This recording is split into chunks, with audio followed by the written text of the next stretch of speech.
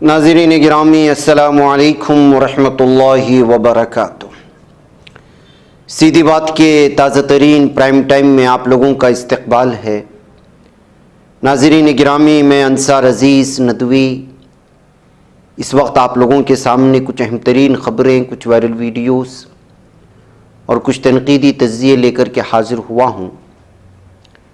नाज़रीन गिरामी, तमहीदी तफसीलात में जाने से पहले आप लोगों से जो दरख्वास्त होती है उस पर तवज्जो करने की अपील करूँगा।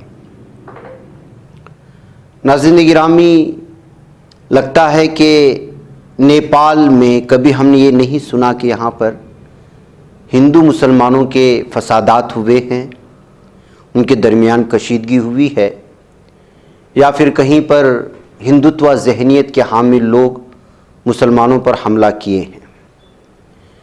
लेकिन अब ऐसा महसूस होता है कि जो हिंदुत्ववादी असबियत रखने वाले, दुश्मनी रखने वाले लोग, इनकी पहुंच वहाँ भी हो चुकी है। नेपाल में भी अब इसी तरह की सूरत हाल बनती नज़र आ रही है। इत्तलाआत ये मिल रही हैं कि नेपाल में इस वक्त हिंदुओं और मुसलमानों के दरमियान कशीदगी के बाद शहर में कर्फ्यू नाफिज किया गया है। हुकाम का मानना यह है कि सिक्योरिटी में इजाफे की वजह से कल रात पुरअमन रही।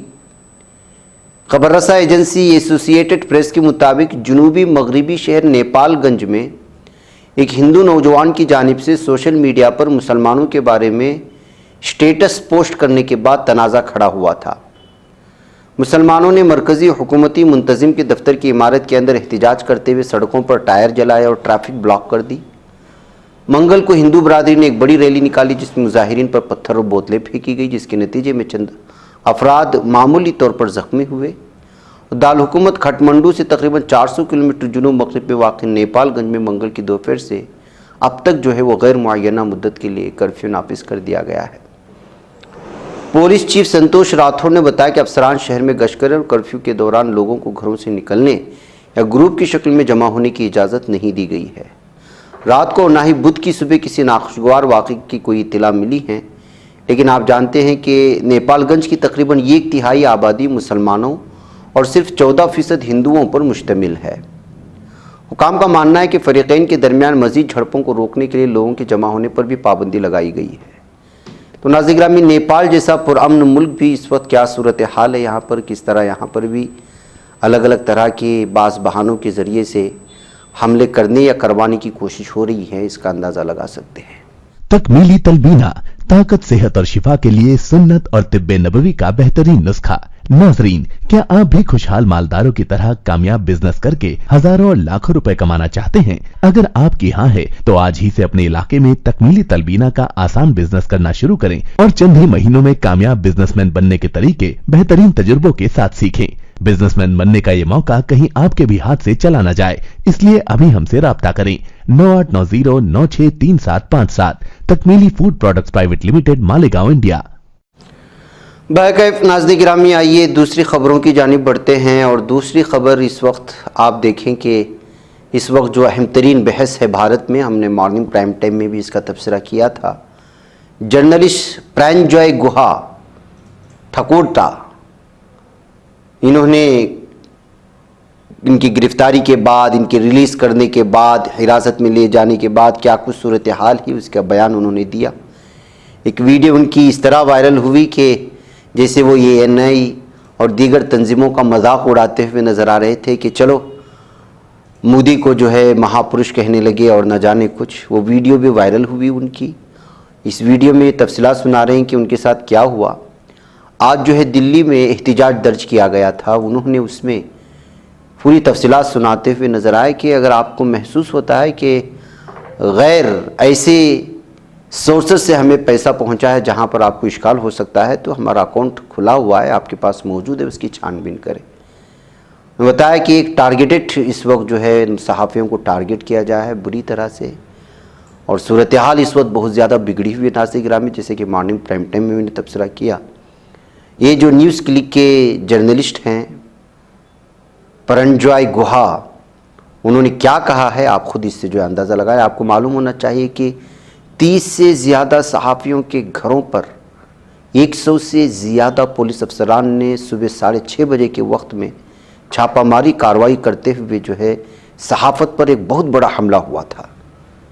जाहिर सी बात है कि सच बोलने वालों की ज़बानें अगर रोकने की कोशिशें हुई, आम आदमी पार्टी के सीनियर लीडरान पर किस तरह से ईडी का इस्तेमाल हो रहा है और फिर कांग्रेस की लीडरान पर किस तरह से हुआ और महाराष्ट्र में क्या कुछ हुआ, कांग्रेस में किस तरह धमकियां दी जा रही हैं कर्नाटक में कांग्रेस के लीडरान को, और भी बहुत सारे अलग अलग पार्टियों से, और हैदराबाद में वहाँ पर किस तरह से जो है चंद्रबाबू नायडू को गिरफ्तार कर लिया गया। एनडीए का सपोर्ट ना करने की वजह से कहें या जो कुछ भी है, इससे साफ और वाज़ेह तौर पर इस वक्त एक पैगाम में जा रहा है कि जो है सूरत हाल बहुत ही गंभीर होती जा रही है। और ऐसी सिचुएशन है कि हर रास्ते पर चलने वाला आम सा आम शहरी भी खुद को गैर महफूज तस्वुर कर रहा है।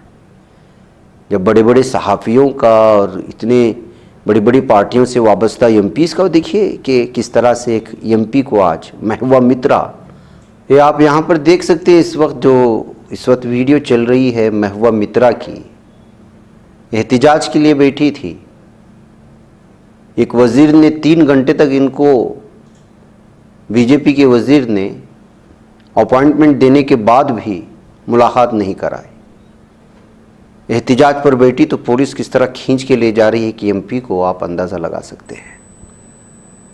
ये है गवर्नमेंट ऑफ इंडिया के मिनिस्टर की जानिब से एक इलेक्टेड एमपी की बेहुरमती कहें या तौहीन कहें। ये सूरत हाल है नाज़रीन गिरामी। इस वक्त जो है कोई माना नहीं रखता कि आप एमपी हैं कि मिनिस्टर हैं कि क्या कुछ हैं।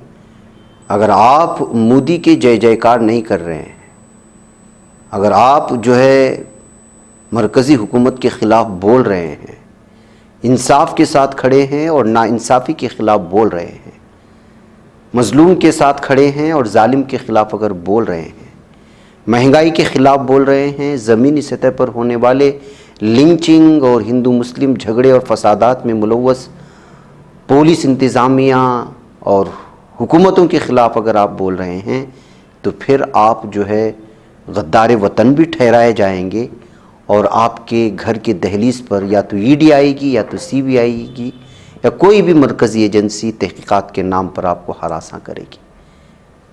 अब कोई फ़र्क नहीं पड़ता कि आप जर्नलिस्ट हैं, एमपी हैं, आप किसी पार्टी के लीडर हैं या मिनिस्टर हैं या रुकन असम्बली हैं या आप गवर्नमेंट जॉब में हैं, कोई फ़र्क नहीं पड़ता। इसलिए कि इस वक्त जिसकी लाठी उसकी भैंस है और हुकूमत जो बोलेगी आपको वही करना होगा। ये मैं नहीं कह रहा हूँ, सोशल मीडिया में सुबह से शाम तक गुज़श्ता 2 दिनों से जर्नलिस्ट और सहाफ़ियों को गिरफ़्तार कर लिए जाने के बाद, आम आदमी पार्टी के एक लीडर को गिरफ़्तार करने के बाद, महबूबा मित्रा के साथ ये सलूक बरताए जाने के बाद और इससे पहले के सारे वाक़यात के हवाले से सुबह से शाम तक सोशल मीडिया में इस वक्त यही तबसरे हैं। कोई इन सहाफ़ियों को जो है साथ पूरे हौसले के साथ खड़ा है और कोई जाहिर सी बात है कि जो तलवे चाटने वाले हैं वो जो है इनके ख़िलाफ़ लगातार बोलते हुए नज़र आ रहे हैं। अब देखिए, जैसे मिसाल के तौर पर सुप्रीम कोर्ट ने ईडी को फटकार लगाई, मनी लॉन्ड्रिंग के 2 मामलात में गिरफ्तारियों को मनसूख कर दिया। जस्टिस एएस बोपन्ना और संजय कुमार के बेंच ने कहा कि तफ्तीशी एजेंसी को पूरी गैर जानिबदारी के साथ काम करना चाहिए और इंतकामी रुझानात से गुरेज करना चाहिए। सुप्रीम कोर्ट ने मंगल को गुरुग्राम के एक रियलिटी ग्रुप M3M के डायरेक्टर्स की अर्जी पर समाअत के दौरान ये बात कही। अदालत ने कहा कि उम्मीद है कि ईडी की हर कार्रवाई शफाफ, ईमानदारी और कार्रवाई के आला तरीन और कदीम तरीन मेयारात के मुताबिक होगी। ताहम इस केस के हक़ाइक़ बताते हैं कि एजेंसी अपनी जिम्मेदारी पूरी करने और अपनी ताकत का सही इस्तेमाल करने में नाकाम रही है। अदालती हुक्म की कॉपी बुध को जारी की गई। इसके मुताबिक अदालत ने रिमार्क्स दे के बसंत और पंकज बंसल को 14 जून को पूछताछ के लिए ईडी के दफ्तर बुलाया गया था, जबकि दोनों को एक ही दिन ईडी के जरिए दर्ज किए गए एक और मामले में गिरफ्तार किया गया। बसंत और पंकज बंसल ने पंजाब और हरियाणा हाईकोर्ट में दरख्वास्त दायर करके अपनी गिरफ्तारी को चैलेंज किया था, लेकिन हाईकोर्ट ने उसे मुस्तरद कर दिया था। बहरकैफ नाज़रीन गिरामी, इस वक्त जो सूरत हाल बनती जा रही है, अदालत उज़्मा सुप्रीम कोर्ट में जाने के बाद ही कुछ महसूस होता है कि जो है कुछ इंसाफ मिलने। वहाँ भी इस वक्त जो सूरत हाल है वो बहुत भयानक है, लेकिन इसके बावजूद कुछ उम्मीदें बरकरार रहती हैं। बसूरत दीगर इस वक्त जो ज़िली सतह की अदालतें हैं और रियासती सतह की अदालत जैसे हाई कोर्ट जिसको कहा जाता है, यहाँ क्या कुछ हो रहा है ये जो है बयां करने के लिए खुद आपके पास पता नहीं कितना मवाद है। इधर नाज़रीन गिरामी, शिमाली सिक्किम में बादल फटने से आने वाले सैलाब के बाद कम से कम 23 फौजी अफसरान के लापता और 5 अफराद के हलाक होने की इत्तलात है। शिमाली सिक्किम में लोनाक झील पर अचानक बादल फटने से वादी लाचन में तेस्ता नदी में सैलाब आया था। खबर मिली है कि वादी के साथ कुछ फौजी इदारे भी मुतासिर हुए हैं। तफसीलात की तस्दीक की कोशिशें की जा रही हैं। 20 फीट बुलंद हो गई थी अचानक पानी छोड़ने से। ये चंगथांग डैम से अचानक पानी छोड़ा गया था, जिसकी वजह से संगतम के करीब बारदांग में खड़ी फौज की गाड़ियां मुतासिर हो गई और उसमें मौजूद फौजी जो है वो बाढ़ में शामिल हो। अभी तक पता चल रहा है कि 23 जवान और बास रिपोर्ट के मुताबिक जो है 25 जवान बताए जा रहे हैं। आम आदमी भी इस जो है सैलाब में आ चुके हैं। तो इस तरह से नाज़रीन गिरामी, सिक्किम में बादल फटने से आने वाले सैलाब ने फौजी जवानों को भी, आम आदमियों का भी जीना इस वक्त दोबर कर दिया है। तलाशी मुहिम जारी है। अभी तक वहाँ तक की पक्की रिपोर्ट कितनी अमवात हुई हैं ये सारी तफसीलात नहीं आई। नाज़रीन गिरामी, कर्नाटक के शिवमोगा में ईद मिलाद की जुलूस के दरमियान में मुनज़्ज़म तौर पर जुलूस पर पथराव के बाद जो सूरत हाल बनी और इस मामले में आग लगाने के लिए मीडिया ने जो किरदार अदा किया और वहाँ की पुलिस इंतज़ामिया की जानिब से एक तरफ़ा कार्रवाई, गिरफ्तारियाँ, ये सारी चीज़ें आपके सामने है। उसी तरह का मामला वहाँ भी पेश आ रहा है जिस तरह नूह में पेश आया। अब पुरअमन जुलूस गुजर रहा था, कुछ लोगों ने पथराव मार दिया। उसके बाद जो सूरत हाल बनी, कर्फ्यू नाफिज है, कई गिरफ्तारियाँ हो चुकी हैं, कई लोगों के ख़िलाफ़ जो है इस वक्त वहाँ पर। ऐसे में हिंदुत्व जहनीत के हामिल तंजीमों के लीडरान की जानिब से नफ़रत फैलाने का सिलसिला थमा नहीं है। जैसे कि अब एक मरतबा फिर एक शख्स ने, हिंदुत्व के लीडर ने यादगीर में जहाँ हिंदू महागणपति का एक जुलूस चल रहा था, उसमें जो है शरीक होते हुए उसने मुसलमानों से कहा है कि अगर हिंदुओं को छेड़ने की कोशिश की गई तो पूरे कर्नाटक को गोदरा जैसा बना देंगे। ये उसकी तस्वीर है, उसकी वीडियो वायरल हो रही इस वक्त कन्नड़ा में। इससे आप अंदाज़ा लगा सकते हैं कि कांग्रेस की जीत के बाद कर्नाटक में ये हिंदुत्व तंजीमें इस कदर बौखला गई हैं कि वो किसी न किसी सूरत में कर्नाटक में हालात को बेकाबू करके पूरी तरह से कहीं ना किसी को वजह बना करके इस वक्त कांग्रेस हुकूमत को भी बदनाम करना चाहती हैं और शायद एक ख़ास कम्युनिटी से बदला भी लेना चाहते हैं। कांग्रेस की हुकूमत के आने के बाद ये महसूस किया जा रहा था कि पुलिस जो है वो इंसाफ करेगी, लेकिन शिवमोगा से आने वाली और मैदानी और यहाँ की ज़मीनी सतह की खबरें आ रही हैं कि यहाँ पर भी एक तरफ़ा कार्रवाई करने की कोशिशें हो रही हैं और इस पर कितनी सच्चाई है वहाँ के मकामी लोग जाने। लेकिन हकीकत ये है कि जो है जिस तरह से शिवमोगा के हवाले से यादगीर में इस शख्स ने जिस तरह से जो है नफ़रत फैलाने की कोशिश की है, उसको लेकर कि इस वक्त कन्नड़ा के अलग अलग मीडिया में अलग अलग तबसरे सुनने को मिल रहे हैं। नाज़रीन गिरामी, आपको मालूम होना चाहिए ये आंदो लश्करी नामी इसका नाम है। ये नफ़रत फैलाता है लगातार।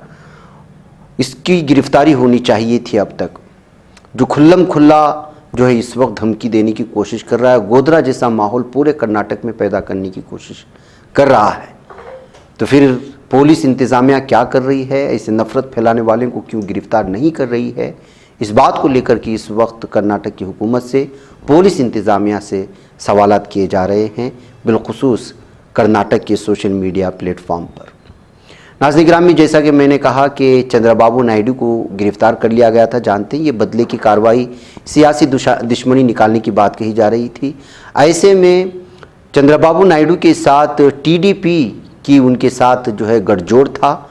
जो पवन कल्याण, जो मशहूर यहाँ के अदाकार भी हैं और तेलंगाना और हैदराबाद में मशहूर अदाकार माने जाते हैं, जिनके लाखों करोड़ों के फॉलोअर्स हैं, उनकी पार्टी टीडीपी ने भी अब जो है एनडीए का जो है साथ छोड़ दिया है। उनके साथ जो हिमायत है उसको वापस ले लिया है और सिर्फ इस वजह से कि वो चंद्रबाबू नायडू का सपोर्ट करना चाहते हैं। यानी कि एक और पार्टी जो है वो एनडीए से यानी बीजेपी के मुत्तहिदा महाज से इस वक्त जो है अलग हो चुकी है और बीजेपी इसी पार्टी के ज़रिए से तेलंगाना में मैदान बनाने की कोशिश कर रही थी, लेकिन उसकी वहाँ की एक अहम जो हिमायती पार्टी भी उससे अलग हो चुकी है।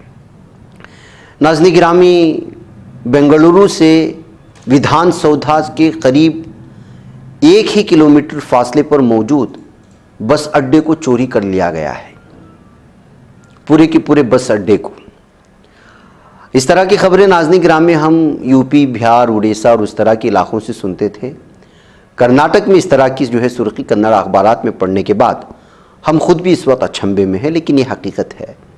विधान सौधा जो बेंगलुरु का है, वहाँ से 1 किलोमीटर दूरी पर कनिंगम रोड पर एक बहुत खूबसूरत आवाम के लिए राह चलते जो बस अड्डा बनाया जाता है वो बनाया गया था। सिर्फ 1 हफ्ते के अंदर अंदर उसको चुरा करके ले गए, लूट लिए गए हैं। 10 लाख रुपए के अखराजात में बनाए गए इस निजी बस अड्डे के गायब होने के बाद इस वक्त जो है अलग अलग तरह के तबसरे हैं। किसी ने लिखा, क्या कहीं यूपी के लुटेरे वो बेंगलुरु तो नहीं आ गए, जबकि आम तौर पर इस तरह की खबरें चूँकि बिहार और इस तरह के इलाकों से आया जाया करती थी कि कहीं से जो है रेलवे पटरी उखाड़ करके ले गए, डब्बे लूट करके ले गए, चुरा करके ले गए।